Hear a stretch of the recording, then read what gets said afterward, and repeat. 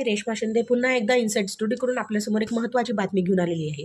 यवतमाळमध्ये सध्याच आपण पाहिलं 2-4 दिवसाखालीच एक महिला रोड क्रॉस करत असताना म्हणजे बस स्टँडवरचीच घटना आहे ती। एका मोठ्या बसनी तिला चिरडली आणि तिला जीव गमवावा लागला। तर त्यात दोष कोणाचा आहे काय आहे ते तुम्ही व्हिडिओ पाहून तुम्हाला कळेलच। परंतु काही काळजी काही गोष्टी आपण पाळणे गरजेचं आहे। आपण देखील आपली सुरक्षा आपल्या हातात ठेवणं गरजेचं आहे। तर त्यासाठी कारणे काय आहेत?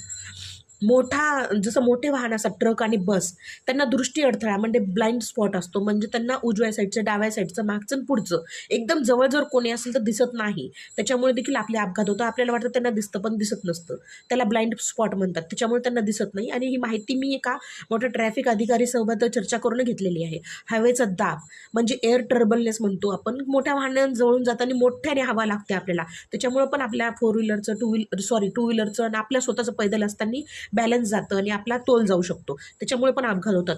ब्रेकिंग डिस्टन्स मोठ्या वाहनांचा आणि छोट्या वाहनांचा ब्रेकिंग डिस्टन्स हा खूप कमी जास्त असू शकतो, कारण टू व्हीलर वगैरे चालवताना आपण ब्रेक मारल्यावर ती लागलीच थांबतात, पण मोठे वाहन जेव्हा ब्रेक मारतात तेव्हा त्यांना थांबायला काही कालावधी काही वेळ लागतो आणि त्यामुळे देखील अपघात होतात। मोठ्या वाहनांमध्ये हा छोटासा फरक असतो, तो लक्षात घेणे गरजेचं आहे।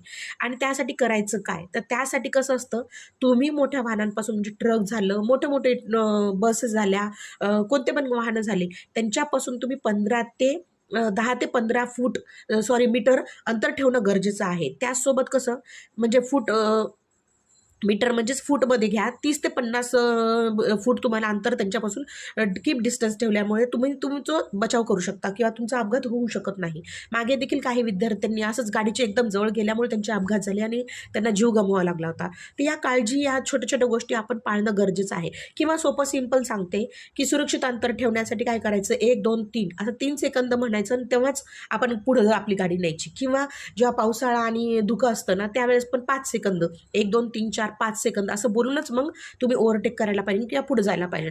ही गोष्ट काळजी आपण जेव्हा घेतो ना तेव्हाच आपण आपला बचाव करू शकतो।